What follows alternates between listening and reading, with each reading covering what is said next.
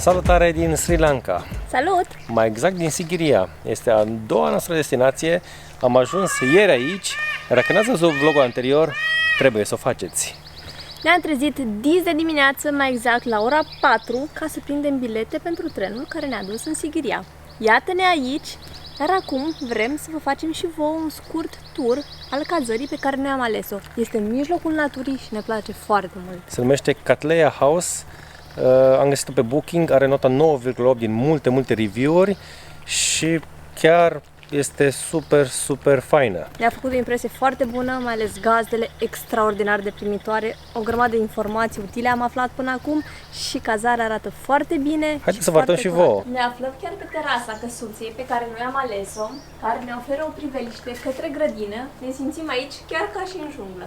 Și apropo de grădină, este chiar aici, plină de păuni. I-am tot auzit, cred că s-au auzit și pe filmare, nu știu sigur. Iar ce ne-a mai spus proprietarul este că acolo, azi noapte, a fost chiar și un elefant sălbatic. O să mergem să vedem și urmele imediat, dar... Suntem curioși, dar mai întâi haideți să vă arătăm și camera. Care este foarte spațioasă și foarte curată. Îmi place în special patul și lui Radu îi place. Observa că este mare, deci am zis mai devreme că... unul altul, așa speră el. Am zis mai devreme că la cât e de imens o să putem să dormim foarte bine. Aici avem din pat priveliște către grădină, din nou, îmi place foarte mult acest aspect, geamurile care se și deschid. Pentru moment nu avem electricitate.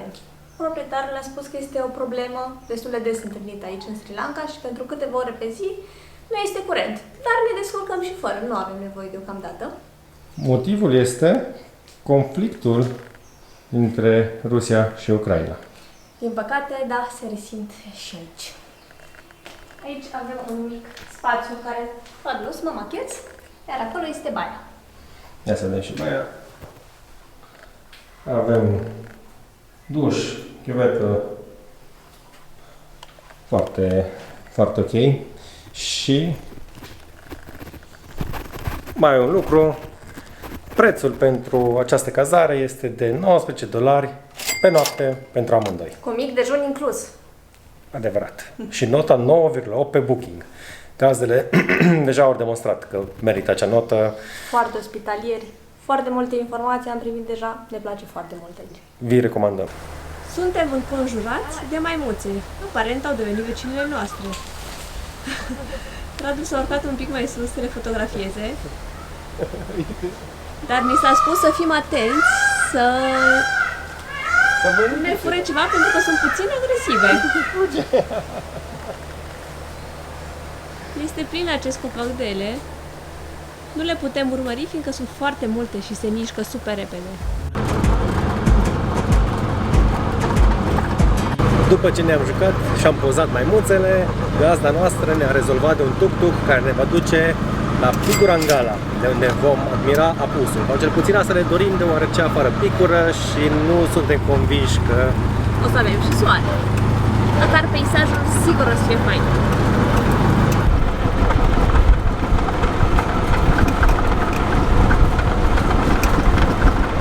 Tocmai ne-a lăsat tuk-tukul la intrarea de unde începe traseul către Picurangala.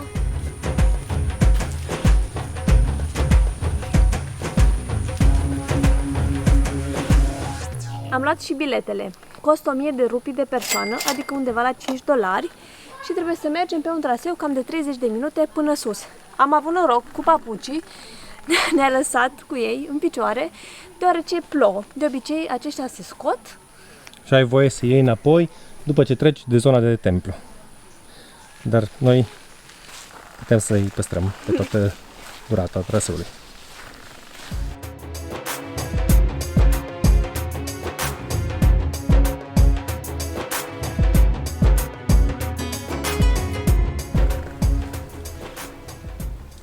Eu sunt puțin sceptică, nu știu dacă acesta este drumul corect sau nu. Dar eu insist că e pe aici. Bine, haideți să vedem!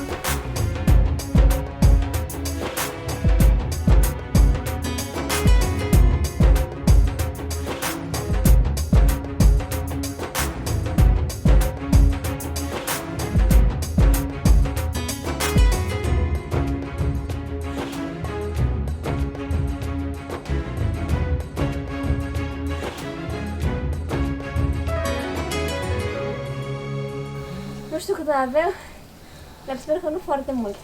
E destul de obositor traseul. Sigur că da. Asta numesc ei un traseu ușor.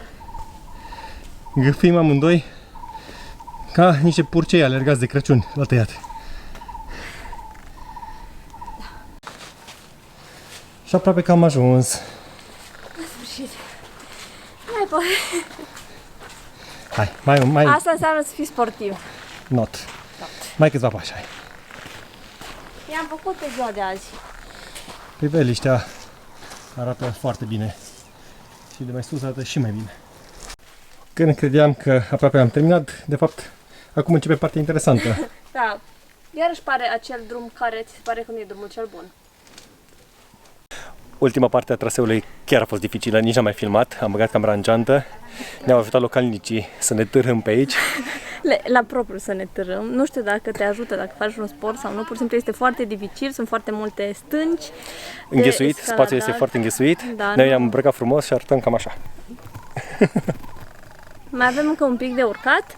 Apropo, ne mai gândeam pe drum că probabil o să mai revenim și altă dată pentru un apus sau răsărit, dar după ce am ajuns până în acest punct, ne-am dat seama că e suficient, facem tot ce putem mai bun astăzi.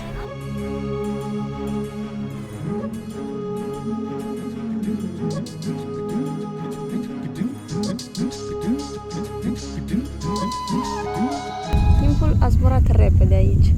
Deci când am urcat, picura. Da. Și eram super obosiți, deci pur și simplu un picura transpirația în gură și pe aparat. Am și zis, Dar vai cam așa că... s-a uscat, cred Da. că de vreo 2 ori, cam așa. Am și zis, băi, dacă oamenii ăștia numesc traseul ăsta easy, păi ce înseamnă hard? Adică... Nu a fost ușor, probabil că am făcut jumătate de oră, dar ultima parte chiar a fost grea. Cele stânci nu au fost deloc ușor. Și abia m-am strecurat cu burta pe acolo. Și cu aparatele, a trebuit să avem mare grijă la ele. Dar am rămas aici, am făcut câteva fotografii și în timp ce tot pozam, norii s-au spart și am prins un apus absolut superb. Deci ne bucurăm maxim că am Mai ales rămas. că nu mai aveam nicio așteptare. Și ne gândeam că o tuk-tuk-ul să ne plecăm. așteaptă de jumătate de oră, Ups. trebuie să ne grăbim, dar ne bucurăm că am întârziat, o să ne revanșăm față de șoferul nostru, revenim la cină. Și aici lăsăm câteva poze. Până ajungem noi la cină.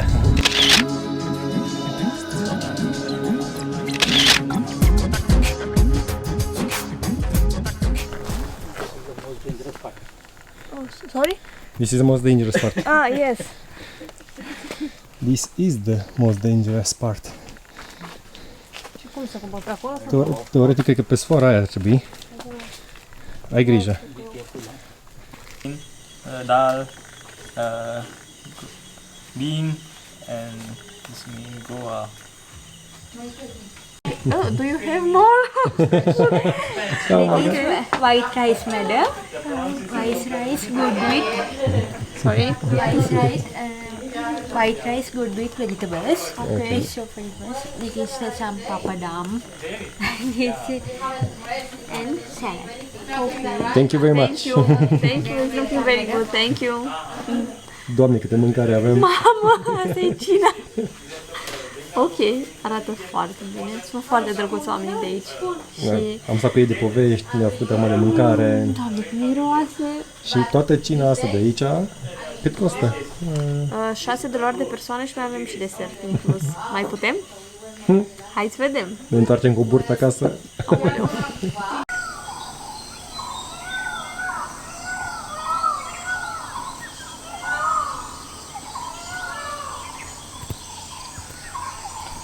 Neața. Bună dimineața! Este ora 7 și noi ne-am trezit pentru că ne așteaptă o nouă excursie astăzi, peste o oră. Dar mai întâi ne vom bucura de micul dejun pe care l-am primit la noi pe terasă, direct aici în junglă.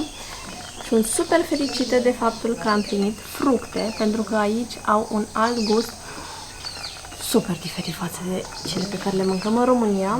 Sunt atât de multe chestii. Eu vreau să văd cum sunt toate Astea chestiile se de numesc aici. roti. Asta am aflat. În rest, o să încercăm, o să aflăm. Eu zic să ne grăbim până lovim maimuțele și ne iau mâncarea. Da, sigur.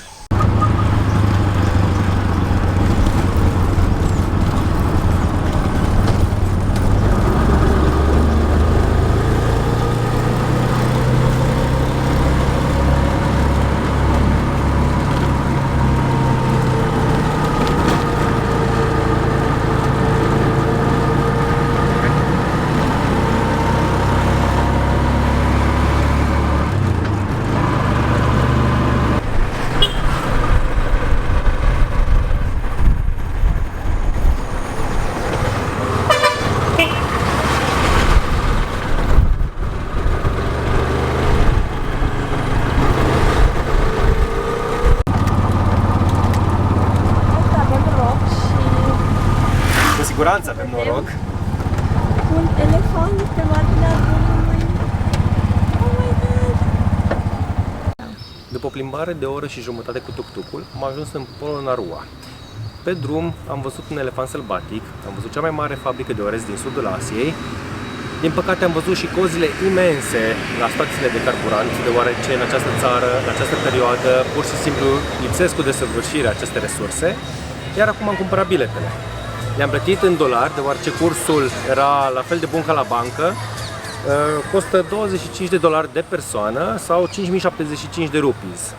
Iar acum vom începe să vizităm muzeul, care este chiar aici, împreună cu aceste maimuțici. După ce am vizitat muzeul din Polo Narua, unde nu am avut voie să facem fotografii și să filmăm, am venit în Island Park, sau cum mai spune, Dipauyana, iar mai departe vom merge către Palatul Regelui Nishashanka, sau ceva de genul. Sri Lankeza mea nu este chiar atât de bună. Probabil o să devii expertul la final.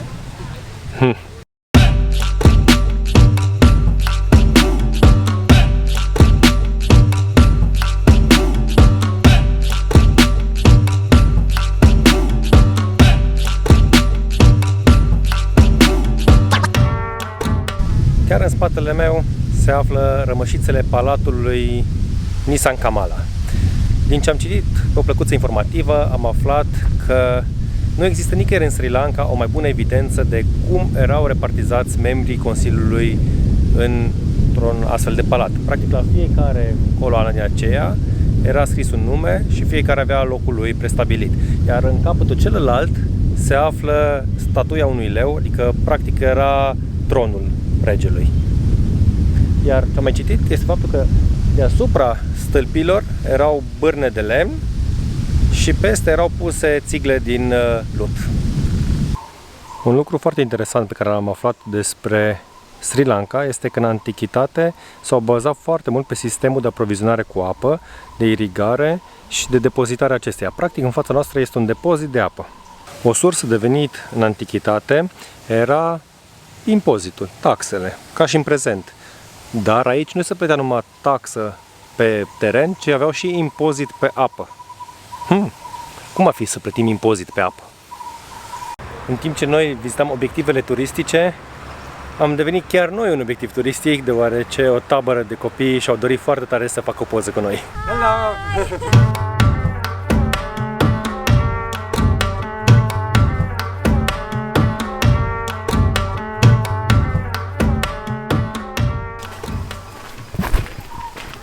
Cum zici ham-ham în sri lankeză?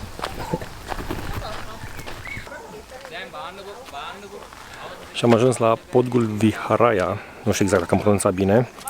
Este un templu, mai exact rămășițele lui. Chiar aici în față se află altarul, care a fost construit într-o formă sferică din cărămidă. O să intru puțin.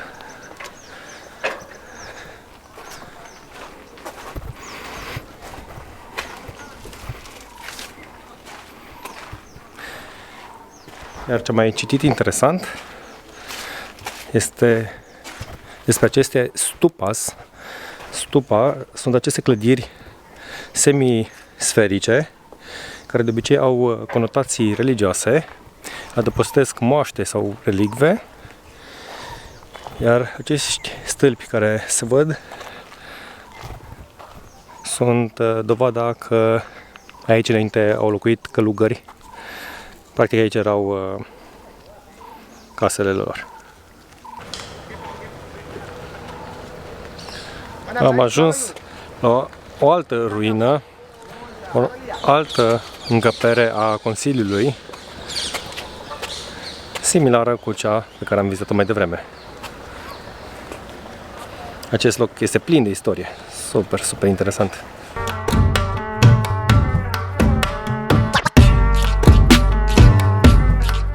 Aventura noastră în Polo Narua continuă.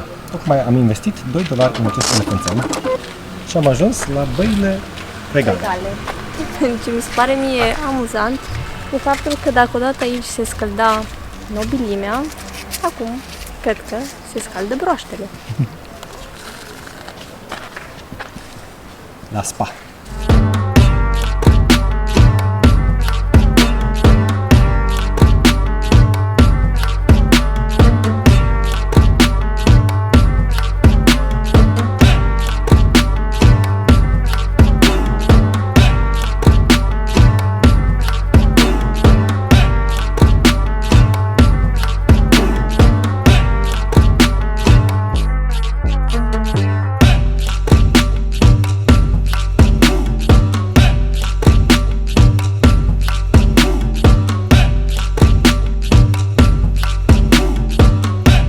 Am ajuns și în interiorul orașului antic Polonnaruwa. Ne aflăm lângă Vata Daj, care este considerată a fi una dintre minunile arhitecturale de aici. Din ce am citit, se spune că ar fi fost locul în care s-a păstrat dintele lui Buddha. Este adevărat sau nu? Nu cred că poate fi confirmat, dar arată foarte frumos. Sperăm că am pronunțat bine. Vata Daj. Scrie Vata Dage. După ce am vizitat, mi s-a făcut sete. Așa că mi-a luat o nucă de cocos. Delicios! Sandra este în pericol de a fi atacată de o maimuță, așa că trebuie să-și bea repede nuca de cocos. Ai terminat-o? Da. Uite cum stă aici. Ai dezamăgit-o, ei nu i-ai lăsat nimic. La acest templu ne-am întâlnit cu o întreagă familie de maimuțe. Cea mai mare e aici. Am ajuns și la cel mai important templu de aici, din Polonnaruwa. Este cel mai mare de aici, din zonă, și al patrulea cel mai mare din Sri Lanka. Haideți să mergem să-l vizităm și să aflăm mai multe detalii despre el. Și să vi le spunem și vouă. Stupa din spatele meu se numește Rankot Vihara. Ce am aflat este că are o înălțime de 33 de metri și un diametru de 170 de metri, fiind construită în întregime din cărămidă. Oare cum au construit-o? Cu scara?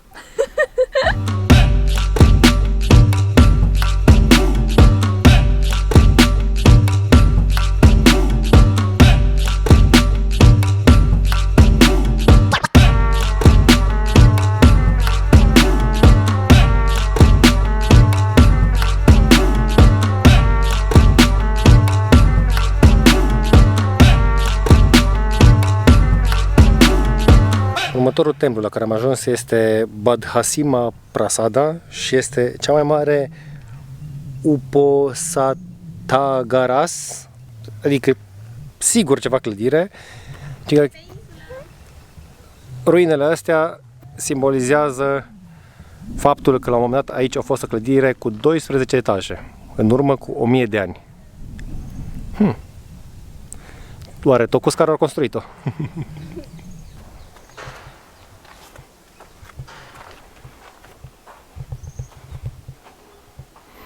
Am ajuns și la a treia parte din Polonnaruwa, se numește Gal Viharaya și suntem norocoși deoarece am prins și o procesiune budistă.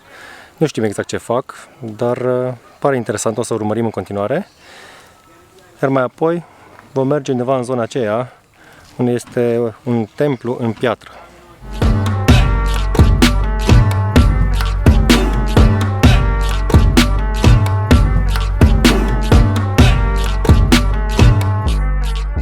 Într-un final ne-am întors acasă din capitala antică.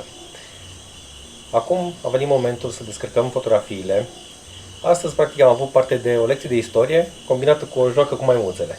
Peste tot unde am fost, ne-am întâlnit cu ele, ele încercau să ne fure nuca de cocos, eu încercam să le fotografiez și una dintre fotografiile mele preferate este asta. Bună dimineața! Astăzi ne-am propus să avem un program intensiv de dimineață. Mai exact vom urca pe Sigiriya. Am luat și biletele, sunt $30 de persoană. Cam scumpe, ținând cont că noi am dat $57 pe 3 nopți de cazare cu mic dejun inclus. Dar acesta este prețul pentru turiști. Pentru localnici prețul este de 100 de ori mai ieftin, adică 25 de cenți. Da, asta este diferența. Da. Iar acum ne așteaptă 1200 de trepte. Asta este obiectivul nostru. O să le scadăm, cred că o să ne umplem toate cercurile de antrenament. O să le dăm peste cabine de tot. Da.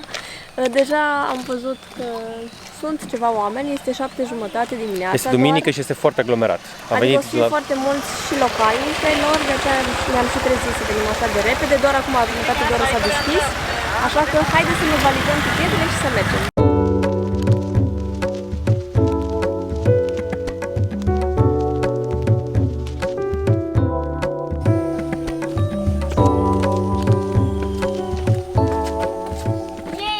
Am urcat primele 10 trepte, mai avem doar 1190. 90. Super! Ia uite, dacă e prea greu pentru tine, poți abandonezi. Încă nu.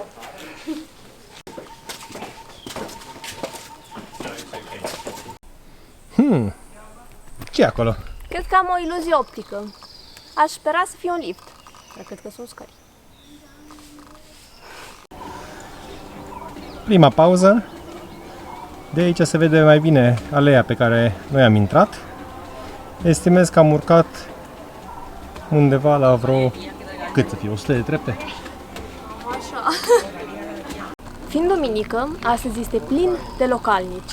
Ce mi se pare incredibil este faptul că ei urcă în șlapi. Eu mi-am luat bucancii, deoarece mi-era frică să nu mă prăști pe aici. Da, Fiecare cum e obișnuit. Cred că suntem cam cocoloșiți.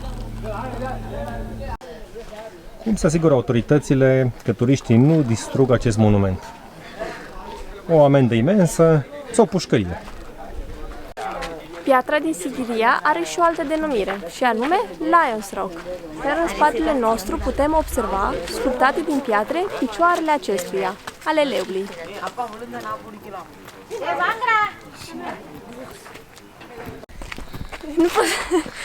Nu vine să cred, dar deja am ajuns. Am făcut undeva la 35 de minute, doar. Pe internet era scris undeva la o oră jumătate, 2 ore și ne tot uităm. Mai e ceva mai sus? Mai e? Uite acolo în spatele nostru ce se vede? Pitrangala, de pe care am urcat acum 2 zile, dar eu încă sunt uimită că deja am ajuns. După ce am urcat pe Lions Rock, am zis să venim și cu o scurtă lecție de istorie. De fapt, aici, pe această piatră veche de miliarde de ani, a fost palatul regelui Kashyapa I.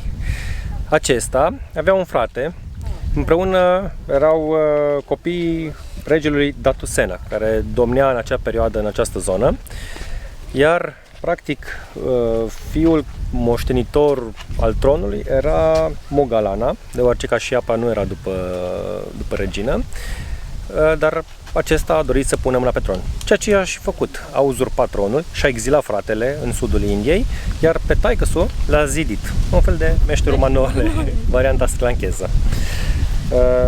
A domnit din anul 477 până în anul 495, când a fost înconjurat de fratele său care s-a întors din India cu o armată. Nemai având ce face, a pus sabia în față. S-a sinucis. Iar dacă el nu era, aici nu era palatul și noi nu ajungeam astăzi aici.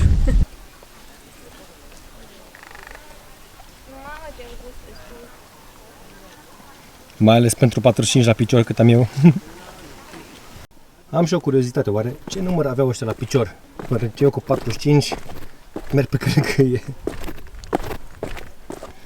Aici se află și un bazin de apă format în mod natural. Probabil era rezervorul de apă pe care îl foloseau în antichitate. Probabil. Sau, în prezent, cum spuneai tu, este spaul broaștelor. De aici de sus avem o vedere asupra junglei. Iar undeva acolo este și cazarea noastră. Și maimuțele. Prietenele noastre. Un mic sfat. Dacă veniți la Sighiria, urcați neapărat la răsărit, deoarece vremea este mai ok și soarele mai puțin puternic. Eu ieri nu m-am dat cu cremă, sunt foarte ars astăzi, după cum se vede. Acum m-am dat cu toate creme posibile și imposibile și tot arde. Între timp, la o oră mai târziu, s-a umplut de oameni. Deci e foarte bine că am venit cât mai de dimineață. mai un lucru, este duminică și vin și foarte mulți localnici.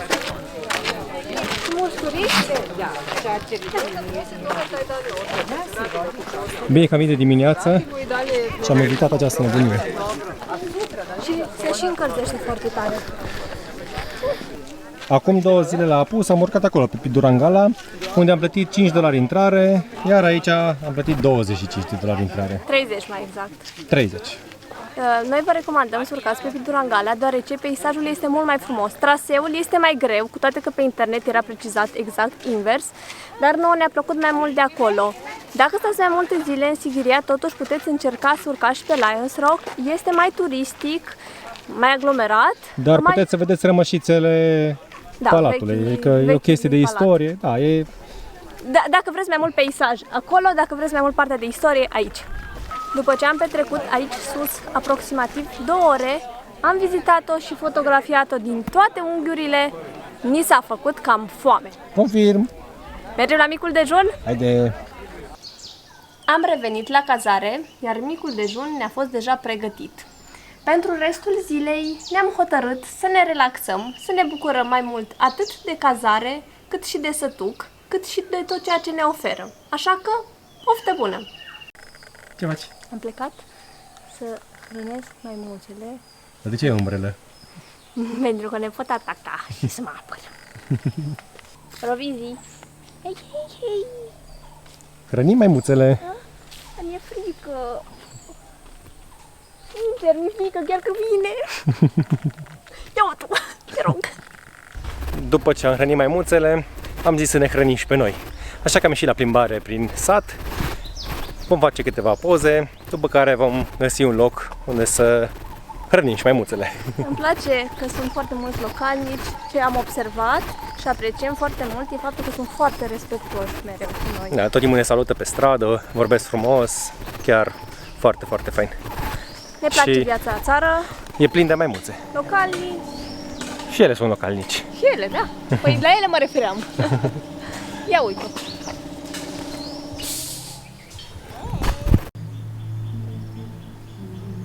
Tocmai treceam și am văzut acolo o terasă cu view direct către Sighiria Rock. Ce fain arată. Viața simplă de la țară, dar fericită. Suntem chiar în stația de autobuz din Sighiria Avem și muzică. și așteptăm să vină un tuk-tuk roșu de acolo, deoarece am găsit un cadru atât de fain, o să iasă o fotografie emblematică. Eu sunt pregătită. Un alt lucru interesant pe care l-am observat în Sighiria, de fapt în Sri Lanka, sunt astfel de mini-temple, sau nu știu cum să le spun, unde oamenii se opresc să se roage.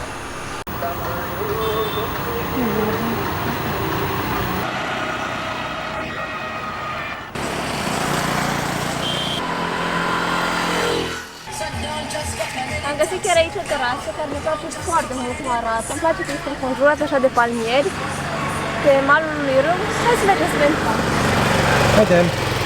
Ce avem de ales? O bere sau o nucă de cocos? Sau suc de ananas.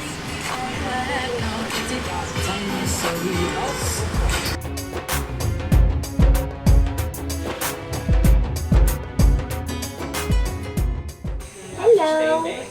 În sfârșit am găsit și animale cunoscute mie. O pisică. Am venit la un restaurant de aici, din centrul satului, să mâncăm. Așteptăm să ne vină mâncarea, cum se prepară. Este foame. Ca de obicei. Ce ți-ai comandat? Cotul cu legume. Eu mi-am luat cotul cu pui. Iam, iam. Neam. Mi se pare super funny că în luna martie Ne simțim ca de Crăciun? decorațiuni de Crăciun. A fost și Crăciunul anul ăsta. Anul a fost anul ăsta. Anul ăsta nu prea. Și acum mâncarea. Thank you! Thank you. Arată foarte bine. Eu zic, mâncăm. Haide. E cald. E bun. Picant? Nu e picant. I-am spus să nu fie picant și chiar nu este picant. Ăsta trebuie să fie picant.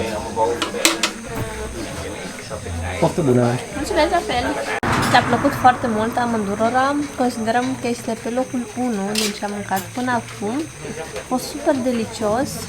Mi s-a părut foarte fain cum un soț și o soție, presupun, au gătit împreună așa de fain și se ocupă ei direct de fiecare turist în parte. Sper că s-aude făcut pentru tot. Da, gătesc acolo în spate, apoi vin, ne servesc, ne întreabă cum a fost, se și interesează de noi. Acum așteptăm să ne aducă și nota, este foarte ieftin, Și cât a undeva costat? la $2 și am mâncat eu aproape $2, nici măcar atât, și porția lor de $2,50. În această dimineață ne-am trezit cu maimuța pe terasă. Radu a pus acolo un GoPro, facem niște poze, săracul a fugit disperat după el, pentru că s-ar putea să rămânem și fără GoPro. Bună dimineața! Neața! Aseară, după o cină super delicioasă, ne-am întors la cazare, unde ne aștepta un musafir surpriză. L-am văzut cum trece așa și așa. Chiar aici, în spatele nostru era. Haideți să vi-l arătăm și vouă. Mie mi-a plăcut extraordinar de mult această cazare și mai ales amplasarea ei direct aici, în junglă. Am fost prieteni și cu maimuțele, mai mult noi decât ele, ne-au și furat mâncarea, dar am fost nevoită să o împart. N-am avut de ales. Mai rar se întâmplă așa ceva. În continuare am vrea să facem un fel de clasament al lucrurilor pe care le-am văzut aici și pe care le recomandăm. Și să începem cu locul 1.